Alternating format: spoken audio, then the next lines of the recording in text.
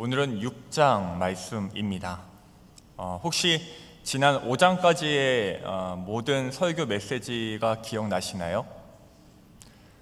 기억이 나시는 것도 은혜, 기억이 안 나시는 것도 은혜인 줄 믿습니다. 지난달 21일 수요일에 한성건 목사님께서 출애굽기 설교를 하셨었는데 제목 기억 안 나시죠? 지난주 것도 기억 못하는데 한 달 전 거 어떻게 기억해? 라는 표정으로 보시는데요, 여호와 스스로 계시는 하나님이었습니다. 하나님께서 모세를 부르시고 떨기나무 앞에서 자기를 소개하셨습니다. 스스로 있는 자, 나는 나인 나다 라고 하셨죠. 그리고 그 이름, 여호와라는 이름이 가지는 의미들을 우리는 그 시간에 들었습니다. 여호와로 계시된 하나님은 첫 번째로 영원하신 하나님이셨고, 두 번째로 불변하시는 하나님을 의미했습니다. 마지막 세 번째는 뭐였죠? 현존하시는 하나님이셨습니다. 현존하시는 하나님, 보시고 들으시고 그래서 아시는 하나님, 백성들의 상황을 외면치 않으시고 지금 그곳에 함께 계시는 하나님이시라고 했습니다. 오늘은요, 이 여호와라는 이름이 가지는 세 가지 의미 중에 현존하시는 하나님에 대하여서 오늘 말씀을 통해 구체적으로 나누어 보고자 합니다. 모세가 하나님의 명령대로 바로에게 갔지만 바로는 듣지 않았고 이스라엘 백성들을 더 많이 핍박했습니다. 백성들은 모세와 아론을 원망했습니다. 그 원망을 듣고 모세는 하나님께 한탄 섞인 하소연을 합니다. 하나님, 왜 이 백성들을 더 힘들게 하십니까? 왜 나를 보내셨습니까? 라고 합니다.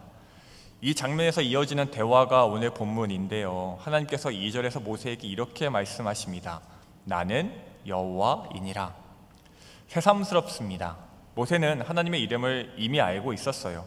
그런데도 하나님께서 이렇게 새삼스럽게 자기소개를 다시 하신 것은 다름 아니라 강조하고자 하셨던 겁니다. 나는 여호와다, 내가 여호와다 라고 다시 분명하게 알려주십니다. 창세기에는 여호와라는 하나님의 이름이 140번이 넘게 나옵니다.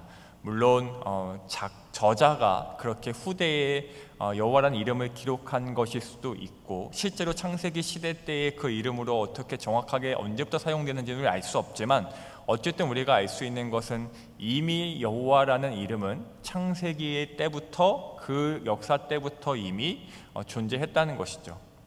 출애굽기 앞부분에서도 굉장히 많이 나옵니다. 그러나 아주 직접적으로 이렇게 나는 여호와다 라고 하시는 경우는요, 오늘 본문에서가 처음입니다. 그러면서 이어서 말씀하시는데요, 3절입니다. 내가 아브라함과 이삭과 야곱에게 전능의 하나님으로 나타났으나 나의 이름을 여호와로는 그들에게 알리지 아니하였고, 하나님께서 말씀하십니다. 내가 족장들에게는 전능의 하나님으로 나타났지만 그들에게 여호와라는 이름으로는 알리지 않았다 하십니다. 이게 무슨 말일까요?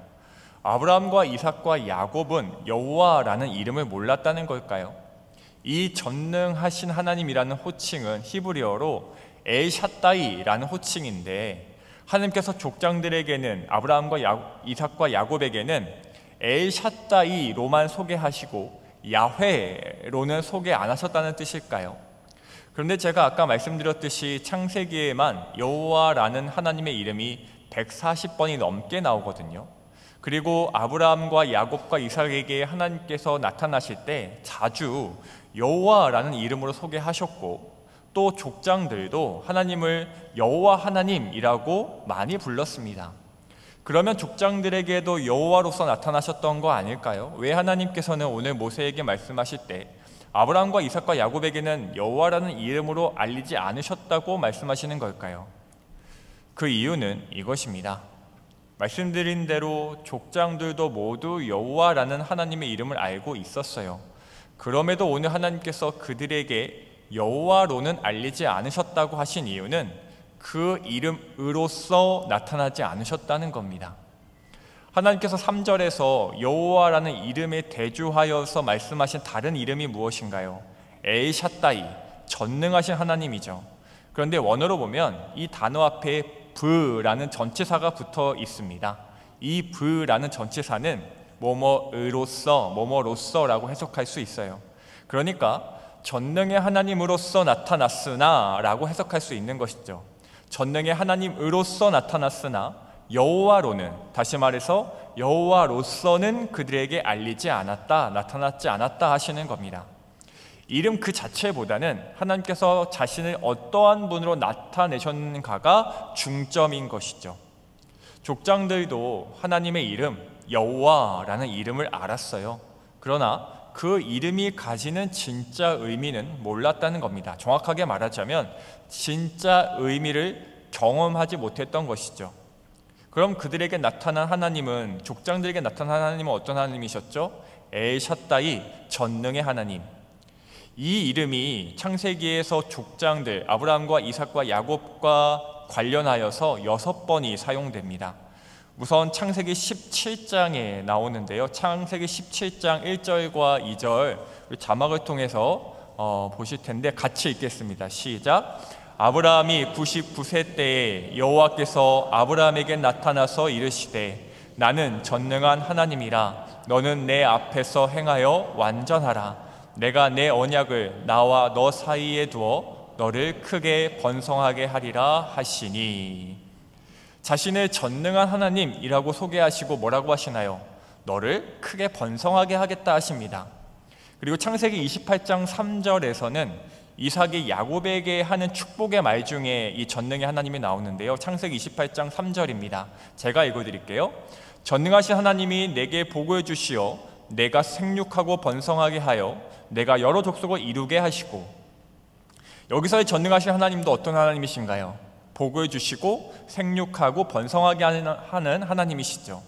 그러니까 아브라함과 이삭과 야곱에게 나타난 하나님, 이 전능하신 하나님은 어떤 하나님이시냐면 번성하게 하시고 복을 주시는 하나님이십니다. 초자연적인 능력으로 엄청난 일을 해줄 수 있는 분이신 거예요. 세상을 다스리시고 자연을 지배하시는 하나님 엘샤다이. 족장들에게 이 이름으로 나타내신 창세기의 6구절이 다 동일하게 비슷하게 이렇습니다.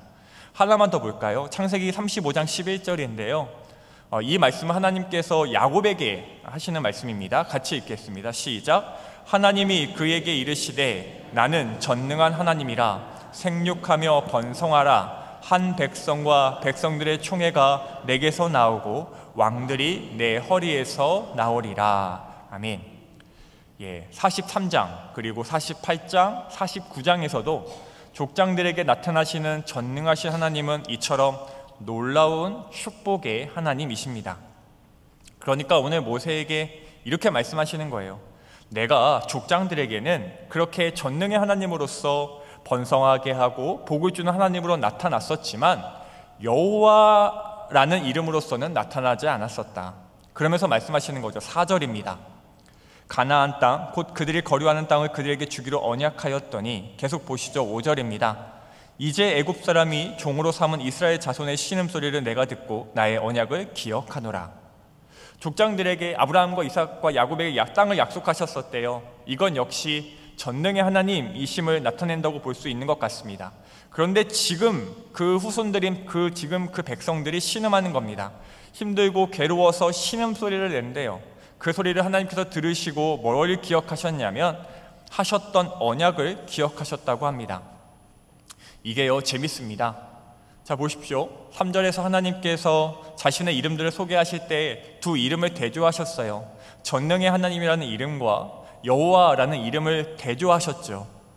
아브라함과 그 후손에게는 전능의 하나님으로 나타났지만 여호와로서는 알리지 않았다 하셨습니다. 그러니까 이 두 이름이 뭔가 다르다는 거죠. 같은 뜻을 가진 이름들은 아니라는 겁니다. 그런데 어쨌든 족장들에게 전능해 하신 하나님으로서 나타나셨습니다. 그 이름대로 많은 축복을 약속하셨어요. 그런데 백성들이 애굽에서 신음합니다. 그 신음하는 그 소리를 들으시고는 약속하신 것을 기억하셨대요. 그리고 뭐라고 하시냐면 그 약속을 근거로 내가 거기에서 구원하겠다 하십니다. 그러면서 7절 마지막에 이렇게 말씀하십니다. 나는 애굽 사람의 무거운 짐 밑에서 너희를 빼낸 너희의 하나님 여호와인 줄 너희가 알지라. 아브라함과 이삭과 야곱에게 나타나신 하나님, 전능하신 하나님, 그들을 생육하고 번성하게 하시고 복을 주시고자 하신 하나님, 그런데 그 후손들의 신음을 들으시고 약속을 상기하시며 구원해 내시는 여호와로서의 하나님. 말씀드린 것처럼 하나님께서는 마치 전능하신 하나님이라는 이름과 여호와라는 이름을 대조하시는 것처럼 말씀하셨는데 대조가 아닌 거죠. 이 두 이름은 연결되어 있는 겁니다. 아브라함과 이삭과 야곱에게 약속하신 전능의 하나님으로서 번성하게 하고 복을 주고 하셔야 하는데 이 약속을 이루기 위해서 오늘 이 백성들에게 여호와가 되시겠다는 거예요. 그러니까 뭔가요? 자신이 자신을 증명하시는 거예요. 엘샤다이의 하나님이심을 여호와 하나님으로서 증명하시는 겁니다. 그러면 이제 우리는 이 여호와라는 하나님의 이름이 이스라엘 백성들에게 어떻게 나타나는지를 알아야 할 것입니다. 6절에서 7절인데요. 6절에서 7절 말씀 성경을 보면 같이 읽겠습니다. 시작.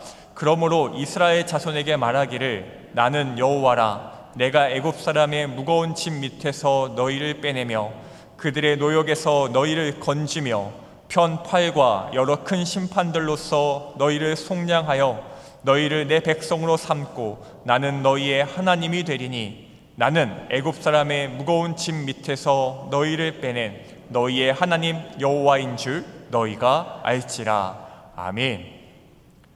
여호와라고 소개하시면서 약속하시는 일이 무엇인가요? 크게 세 가지죠. 무거운 짐 밑에서 빼내시겠다고 합니다.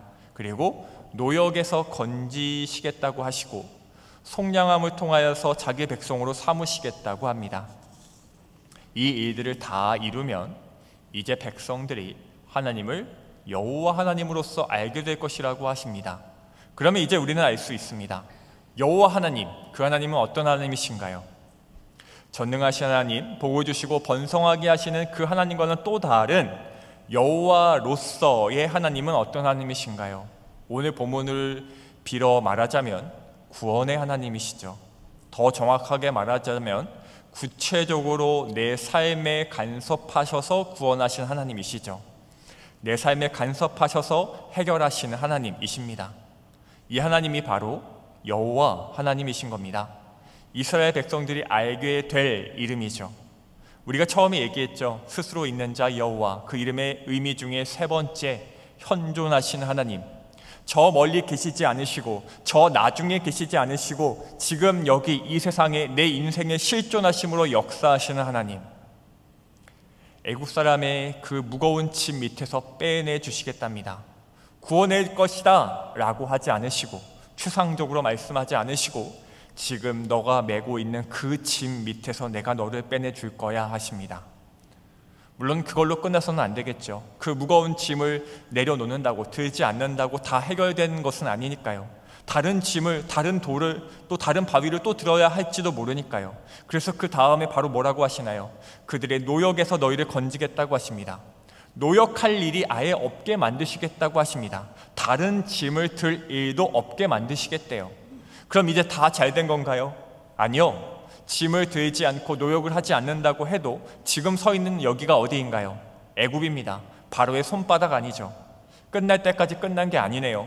그래서 우리 하나님 또 뭐라고 하시나요? 편팔과 여러 큰 심판들로서 너희를 속량하여 너희를 내 백성으로 삼고 나는 너희의 하나님이 되리니. 무거운 짐 밑에서 빼내주었고 노역을 멈추게 해준 다음에 이제 하시는 일, 그들의 정체성을 바꾸는 일, 바로의 백성이 아니라 하나님의 백성 삼아 주시는 일. 짐, 노역, 정체성, 작은 것에서부터 큰 것에 이르기까지, 그리고 시작부터 끝까지 구체적으로 하나하나 간섭하시고 해결하시는 하나님. 사랑하는 성도 여러분, 우리 하나님은요 전능하신 하나님이십니다. 못할 것 없으시고 우리에게 복을 주시고 우리를 번성케 하시는 분이십니다. 그런데요, 그렇게만 알고 있어서 그 크신 복의 약속에만 집중하고 있어서 우리는 혹시 우리 하나님을 우리 마음대로 오해한 적은 없을까요? 그래, 전능의 하나님이시지, 복을 주시겠다고 하셨지, 그런데 아니 그렇기 때문에 지금 나의 이 고난, 내 눈앞에 있는 이 문제는 하나님께서 간섭하실 만한 일은 아니야. 더 큰 역사를 보고 계시고 더 큰 일을 이루고 계시기 때문에 이 작은 나의 어려움은 하나님께서 직접 해결하실 만한 문제는 아니야. 이 광대한 우주와 섭리와 이치에 의하면, 그거에 비하면 나라는 이 먼지와 같은 존재가 가진 문제는 문제도 아닐 거야. 그러니 우주보다 크신 하나님께서는 분명 큰 의미로서 복을 주시고 이를 이루시겠지만 오늘 나의 여기 이 순간에서는 아니야. 만약 이렇게 생각하신 적 있으시다면, 그래서 지금 나에게 닥친 이 고난에 대하여 믿는다 하면서 신뢰하지 않고, 소망한다 하면서 기대하지 않고, 구한다 하면서 확신하지 못하셨다면 그것은 정말 큰 오해이며 어쩌면 불신일지도 모릅니다. 하나님께서요, 오늘 이 이스라엘 백성들에게 왜 여호와로서 나타나기를 마음먹으셨나요? 왜 그들을 구원하기로 작정하셨나요? 그들의 신음소리 때문이었죠. 우리가 주일 예배 때 들었던 말씀, 다윗이 압살롬을 피해 도망가는 그 와중에 내뱉은 그 지나치는 한마디를 들으시고 응답하셨던 하나님이셨죠. 오늘은요, 백성의 신음소리를 듣고 작정하셨답니다. 이 신음소리는요, 기도도 아니었어요. 하나님께 드리는 원망이나 불평도 아니었습니다. 하나님 들으라고 낸 신음, 하나님이 대상이 되는 얘기가 그런 말이 아니었습니다. 만약에 이 신음소리가 하나님께 드린 백성들의 호소였다면 9절에서 모세가 하나님의 말씀을 그들에게 전달했을 때, 구원하실 것이다 라는 얘기를 했을 때 그들이 긍정적으로 반응했을 거예요. 아, 하나님께서 우리가 낸 그 신음을 들으셨구나 했을 겁니다. 그런데 그들의 반응이 어땠나요? 모세의 말을 듣지 아니하였더라. 그들의 신음소리는 기도도 뭣도 아니었어요. 그런데 하나님께서는 그 신음소리 때문에 마음을 먹으셨답니다. 여호와로서 구원하시기를 결정하셨대요. 하물며 우리의 기도일까요? 우리의 눈물일까요? 우리의 괴로움일까요? 적어도 우리는 그 어느 때라도 하나님 앞으로 가서 무릎을 꿇는 자들 아닌가요? 그런데 왜 우리가 그런 오해를 할 필요가 있을까요? 저기 멀리 광대히 계시나 지금 여기에는 계시지 않을 것 같다는 착각을 왜 우리는 여전히 하고 있을까요? 그런 연약한 우리에게 우리 하나님 말씀하시는 겁니다. 내가 간섭하겠다. 지금 너가 맨 그 무거운 짐 밑에서 너를 빼내주겠다. 너를 노역에서 건져주겠다. 너를 속량하여 내 백성 삼아주겠다. 내가 너를 실제적으로 구체적으로 구원할 것이다. 이 모든 일이 이루어지면 그때 너는 알게 될 것이다. 나는 여호와다. 만약에 하나님께서 그 무거운 짐을 들고 있는 이스라엘 백성들에게 모세를 통하여서 나는 엘샷다이 전능의 하나님이다. 내가 너희를 생육하고 번성하게 하겠다. 너희에게 복을 주겠다 라고 하셨다면 백성들은 어땠을까요? 구원하시겠다는 말씀도 귓등으로 듣고 거부했는데 하물며 이런 축복의 말씀일까요? 들리지도 않았을 겁니다. 분노를 유발했을지도 모르죠. 우리 꼴을 보고 이 처참한 우리의 절망을 보고도 그런 소리가 나오냐고 모세에게 따졌을지도 모릅니다. 그래서 하나님, 우리 하나님 먼저 증명하십니다. 엘샷다이의 하나님이심을 여호와라는 이름으로서 증명하고자 하십니다. 실제로 있었던 일이래요. 어느 결혼식장에서 이제 신랑 신부가 결혼을 하는데 이 둘은 신자들이었습니다. 그래서 예배식으로 결혼식을 올리게 되었습니다. 근데 사회를 맡게 된 신랑 친구는 믿음이 없는 친구였대요. 교회를 다녀본 적이 없는. 그래도 자기가 사회를 보게 되었으니까 이제 열심히 사회 준비를 해서 왔다고 합니다. 신랑 신부가 이 사회자 친구에게 이제 사회 보면서 축사로서 성경 말씀 하나를 이제 읽어달라고 부탁을 했는데 그 성경 말씀이 요한일서 4장 18절이었답니다. 요한일서 4장 18절 말씀 이거죠. 우리가 잘 아는 사랑 안에 두려움이 없고 온전한 사랑이 두려움을 내쫓나니. 너무 귀한 말씀이죠. 결혼 예식에 아주 딱 어울리는 말씀입니다. 근데 이 사회자 친구가 이제 미리 읽어온다고 연습을 했는데 이제 잘 모르니까 말씀을 잘못 찾았던 거예요. 요한일서가 아니라 요한복음으로 찾았던 거죠. 그 사회자 친구가 이제 말도 잘 못해서 제가 이제 축사로 요한 4장 18절을 읽어드리겠습니다. 그리고서 이제 요한복음 4장 18절을 읽었대요. 요한복음 4장 18절이 이거예요. 너에게 남편 5이 있었고 지금 있는 자도 너의 남편이 아니니 너의 말이 참되도다.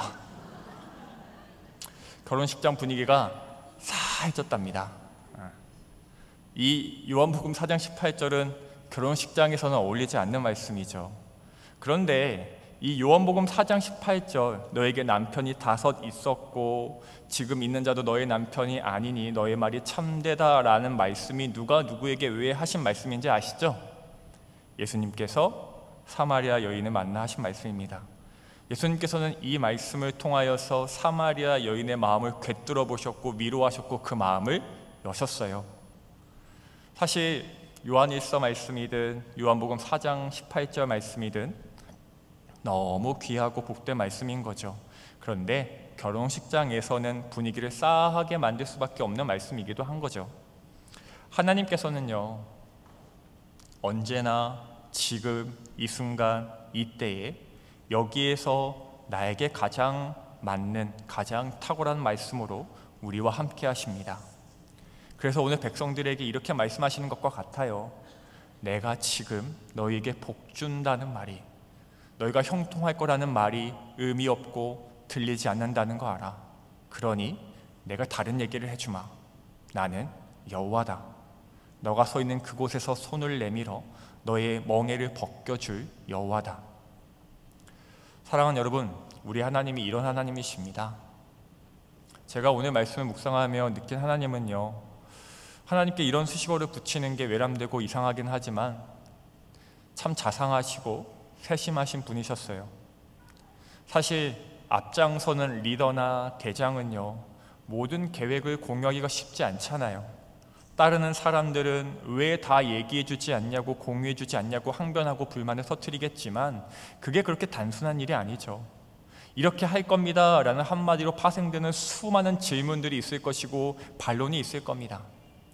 능력이 있는 리더일수록 상공이 많으면 배가 산으로 간다는 것을 알기 때문에 Follow me, 날 따라와, 내가 알아서 할게 라고 하는 게 쉽다는 거죠. 그런데 우리 하나님은 안 그러십니다. 전지전능한 하나님이심에도 니들이 뭘 알아? 내가 다 알아서 구원해주고 할 거야. 내가 어떻게 일할 것인지까지는 알 필요 없어 라고 하실 수 있는 분이심에도 그러지 않으시고 그 계획들을, 그 일하심을 백성들에게 공유하십니다. 우선은 그 무거운 짐 내려놓게 할 거고 다시는 노역하지 않게 할 거고 내가 아예 그 땅에서 끄집어내 줄 거야 라고 하십니다. 자상하시죠? 그리고 참 세심하십니다.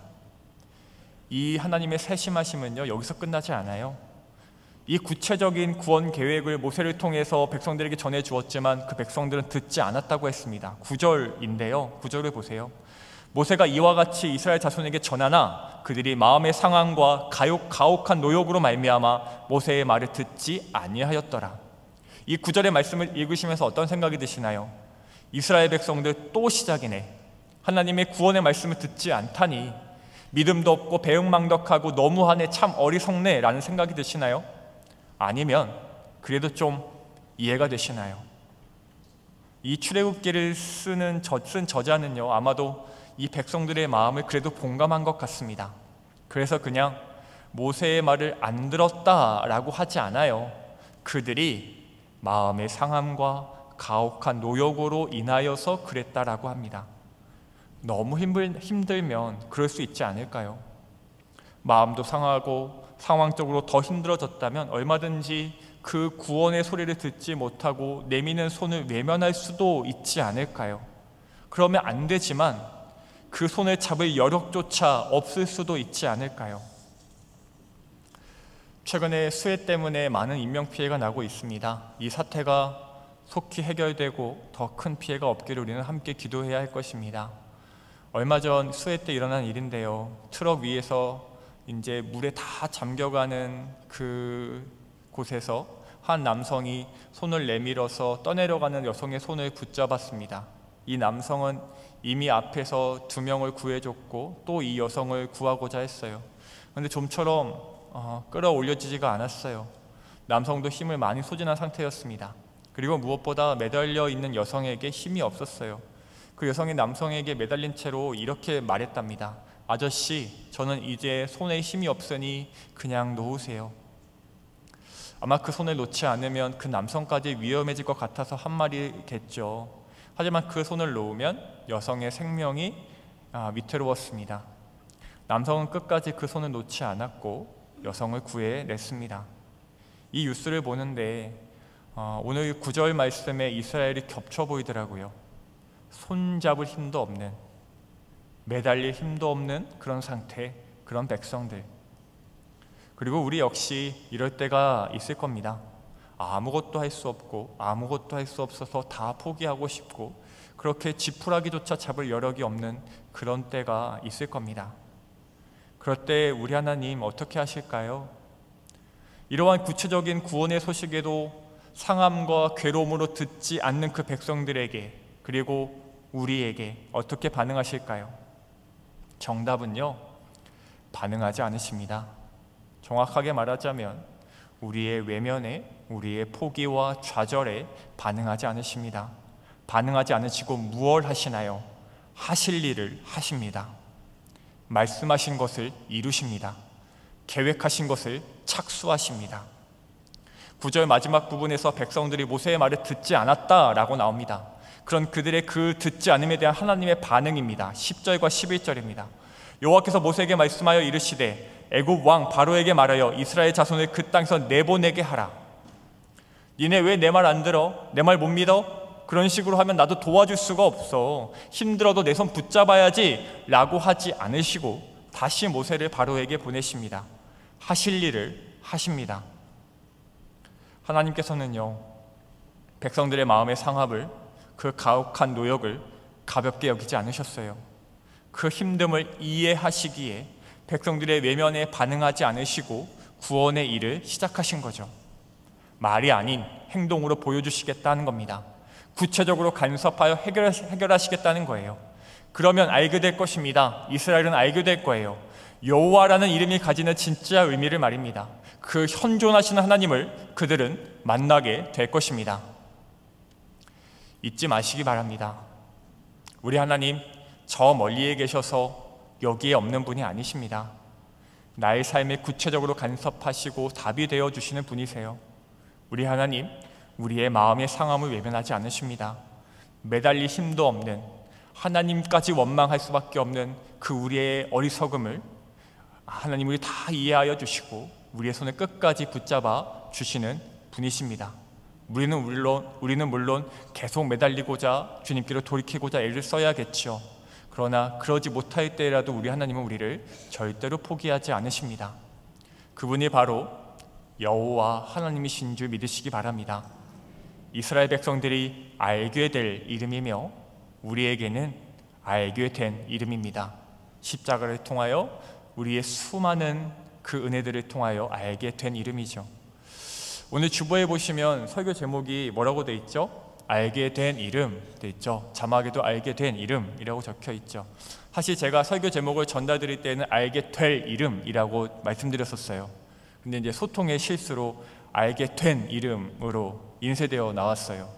이 사실을 제가 주일 저녁에 이제 예배 전에 보니까 그때 알았어요. 근데 이 실수가 근데 저에게는 오히려 은혜로 다가왔습니다. 생각하기 나름이잖아요. 예, 마치 저한테 그렇게 말씀하시는 것 같았어요. 의혁아, 이스라엘 백성들에게는 알게 될 이름이겠지만 아직 출애굽하지 않았고 그들은 예수를 아직 만나지 못했기에 알게 될 이름이지만 수요일에 예배당에 앉아있을 성도들에게는 알게 된 이름 아니겠니?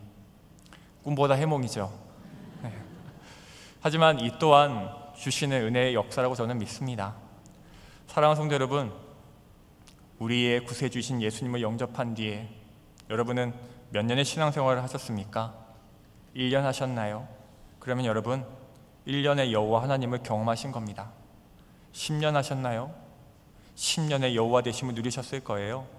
50년을 하셨나요? 그 오랜 시간 동안 구체적이고 세심하게 간섭하신 간증거리가 50년어치가 있는 줄로 믿습니다. 알게 되었다면 이제 우리는 여호와로서의 하나님을 신뢰해야 할 것입니다.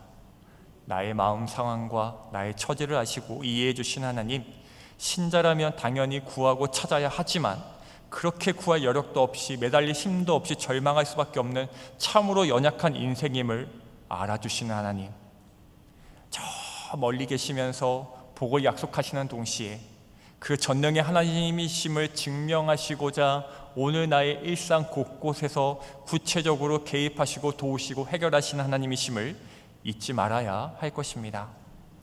여호와라는 하나님의 이름을 알게 된 우리이기에 앞으로도 그 이름의 의미를 계속해서 알게 하실 것임을 믿으시기 바랍니다. 말씀을 맺겠습니다. 우리는 분명 때때로, 아니 자주, 아니 어쩌면 매 순간 여호와이신 하나님을 만나고 있을지도 모릅니다. 우리가 눈치채지 못하고 인식하지 못할 뿐 우리 하나님은 언제나 구체적으로 세심하게 간섭하고 계실 것입니다. 몇 달 전에 이제 주일 저녁 예배를 마치고 좀 뭐 좀 하다가 집에 갈 준비를 했습니다. 제가 되게 끄트머리에 나왔어요. 근데 배가 되게 고팠습니다. 저는 웬만하면 배가 잘 안 고픈 사람인데 그날 밤에는 배가 좀 고팠습니다.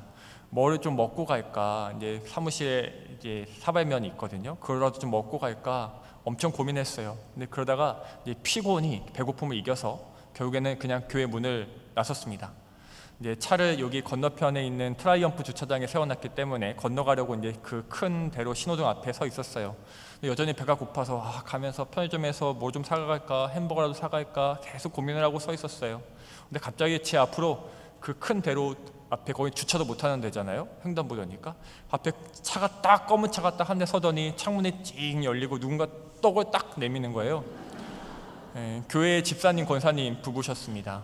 뭐라고 말도 그렇게 없으셨어요. 저를 보더니 이렇게 차 정지, 창문 내리고 떡을 탁 얼떨결에 받았죠. 집사님들은 쿨하게 또 인사하시고 갈 길을 가셨습니다. 저는 바로 그 떡을 먹으며 건널목을 건넜습니다. 우연이었을까요? 글쎄요. 너무 감사했습니다. 집사님들께 감사했고요, 하나님께 감사했어요. 신비로웠습니다. 이렇게까지 간섭하신다고? 굳이? 배고프면 집에 그냥 들어가서 라면 끓여 먹어 하실 수도 있는데 이렇게까지 일하심으로 하나님의 살아계심을 알게 하신다고? 이 일은 너무너무 작은 일이지만 저는 그 밤에 분명 하나님의 현존하심을 경험했고요, 집에 들어가서 아내와 감사함으로 그 얘기들을 나누었습니다. 사랑하는 성도 여러분, 어떤 고난에 직면해 계시나요? 어떤 크고 작은 어려움을 겪고 계시나요? 그 고난과 역경 중에서 하나님께서 일하실 겁니다. 굳이 이렇게까지, 이런 일까지 라는 생각이 들 만큼 아주 세심하고 구체적으로 우리의 오늘에 개입하실 거예요. 여러분의 무거운 짐을 내려놓게 하시고 노역에서 건지시며 정체성을 다시 확인시켜 주실 겁니다. 그렇게 여호와 하나님으로서 일하심으로 그 이름을 알게 하시고 또한 그로 인하여 엘 샤다이, 전능하신 하나님이심을 증명하실 겁니다. 오늘 그리고 남은 한 주, 그리고 여러분의 평생에 하나님의 이름을 알게 될 날들이, 그런 일들이 넘쳐나시기를 바랍니다. 우리의 상함을 외면하지 않으신 하나님, 하실 일을 반드시 성취하신 하나님, 그리함으로 진정 하나님께서 어떤 하나님이신지, 어떤 능력과 어떤 권세와 어떤 사랑과 어떤 긍휼을 가지신 분이신지를 반드시 알게 하시는 여호와이심을 믿고 사시는 저와 여러분 모두가 되기를 소망하며 축복합니다. 기도하겠습니다.